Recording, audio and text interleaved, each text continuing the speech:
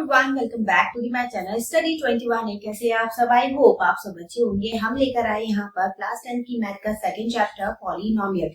तो पॉलिनोमियल में हम बात कर रहे थे relation between zeros and coefficient of a polynomial, जिसमें मैंने आपको बताया था कि अगर हम क्वाड्रेटिक इक्वेशन के कोफिशिएंट और उसके जीरोस के जब रिलेशन बनाते हैं तो हमें क्या मिलता है? Sum of product of sum of zeros और प्रोडक्ट ऑफ जीरोस। ठीक है, अब इसमें हम इसकी स्टैंडर्ड इक्वेशन देख लेते हैं। जैसे कि अगर आपको सम ऑफ जीरोस दे रखे या फिर अगर आपको जीरोस अल्फा बीटा दे रखे, ठीक है, सम ऑफ जीरोस और प्रोडक्ट ऑफ जीरोस आप फाइंड करेंगे खुद से। अगर प्रोडक्ट ऑफ जीरोस और सम ऑफ जीरोस आपको गिवन है ऑलरेडी, तब उस कंडीशन पे इक्वेशन बनाने के लिए बोलता है तो क्या बनेगी? तो स्टैंडर्ड इक्वेशन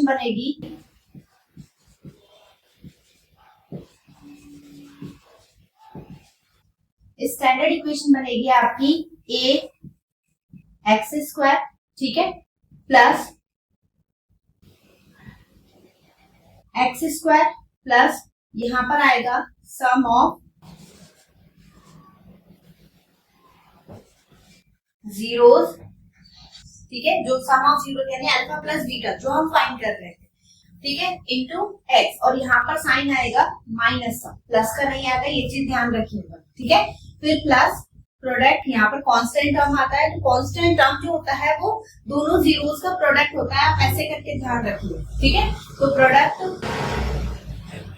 ऑफ जीरोस, ठीक है, इज इक्वल टू जीरो, ऐसे करके इक्वेशन बनेगी। अगर हम इसे अल्फा और बीटा के टर्म्स में समझे तो ये हो जाएगा एक्स स्क्वायर माइनस ब्रैकेट में अल्फा प्लस बीटा, ठीक है, x plus alpha multiply beta is equal to zero. तो ये इक्वेशन आपको याद रखनी है। डायरेक्टली इक्वेशन बनाने के लिए वो बोल देता है तो वो चीज आपको पता होना चाहिए, ठीक है।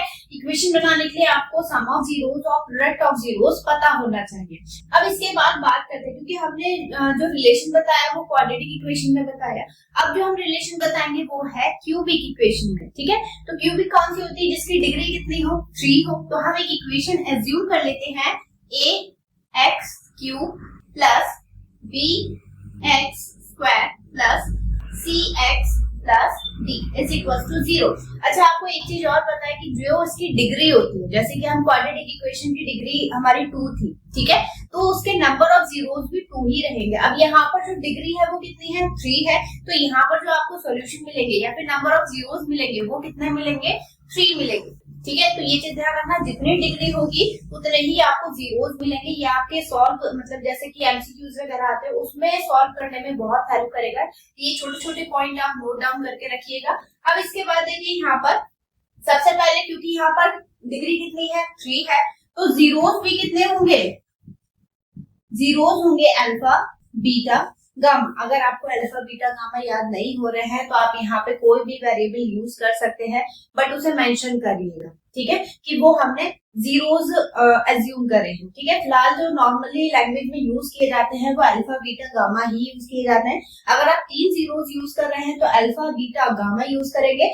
अगर 2 जीरोस यूज कर रहे हैं तब अल्फा और बीटा यूज होगा, ठीक है। अब यहाँ पर देखिए सम ऑफ जीरोस, या फिर क्योंकि इसमें 3 कंडीशन बनेगी तो सबसे पहले तो बनेगा alpha plus beta plus gamma. इससे डायरेक्टली क्वेश्चन नहीं पूछेगा, इससे ना आप इससे जुड़ा हुआ क्वेश्चन आपसे जरूर पूछेगा। तो जब हमारे ये चैप्टर हो जाएगा तो इसके जो एक्स्ट्रा क्वेश्चन, क्योंकि एनसीईआरटी बुक में ज्यादा क्वेश्चन नहीं है, तो जो भी इसकी साइड बुक होगी उससे हम एक्स्ट्रा क्वेश्चन इसमें करवाते रहेंगे, ठीक है। Alpha plus beta plus gamma ये क्या होगा? माइनस बी अपॉन ए, ठीक है। अगर आप इसे लैंग्वेज में लिखेंगे तो ये हो जाएगा, बी किसका कोफिशिएंट है? एक्स स्क्वायर का, तो यहाँ पर लिखेंगे minus coefficient of x square, और अपॉन नीचे हमेशा किसका आएगा? एक्स क्यूब का, तो ये हो जाएगा कोफिशिएंट ऑफ एक्स क्यूब, ठीक है। अब दूसरी कंडीशन होती है अल्फा बीटा, ठीक है, अल्फा बीटा दोनों मल्टीप्लाई में है, फिर plus beta gamma plus gamma alpha, ये होगा आपका, क्योंकि ये वाला हमारा माइनस में है, ठीक है। अगर स्टार्टिंग वाला याद रखने का तरीका यही है कि अगर स्टार्टिंग वाला माइनस का है तो नेक्स्ट क्या होगा? प्लस में होगा। तो यहाँ पर हमने बी लिया है, इसके आगे स्टेप बढ़ेंगे तो नेक्स्ट क्या आएगा हमारा? सी, तो ये हो जाएगा सी अपॉन ए, ठीक है। तो ये किसका कोफिशिएंट है? कोफिशिएंट ऑफ एक्स, और नीचे हमेशा आएगा कोफिशिएंट ऑफ ठीक है। अब लास्ट क्या है, जब तीनों की मल्टीप्लाई होगी तो ये हो जाएगा अल्फा बीटा गामा। ठीक है, तो ये होगा क्योंकि माइनस फिर प्लस फिर कैसा आएगा माइनस का, लास्ट हमारा कांस्टेंट टर्म तो डी अपॉन ए, यानी कांस्टेंट टर्म माइनस में constant term divided by coefficient of x cube. ठीक है, तो ये चार इंपॉर्टेंट फॉर्मूले हैं, तीन एक ये वाला मिलाकर चार। ठीक है, तो ये चारों फॉर्मूले आपको याद होने चाहिए। इससे प्रीवियस वीडियो में जो मैंने फॉर्मूले लिखवाए थे वो भी आपको याद होने चाहिए। अगर ये सारे फॉर्मूले आपको याद रहते हैं तो आपके लिए चैप्टर करना कोई भी बड़ी बात नहीं होगी, इसके सारे क्वेश्चन आपको बहुत इजी लगेंगे। ठीक है, तो फिलहाल हमारा जो कोफिशिएंट और जीरोस के बीच में रिलेशन था वो हमारा फिनिश हो गया है। ये सारे फॉर्मूले आपको याद रखने हैं। ठीक है, आई होप आप लोगों को वीडियो पसंद आई होगी। आपको वीडियो कैसी लगी कमेंट सेक्शन में जरूर बताइएगा।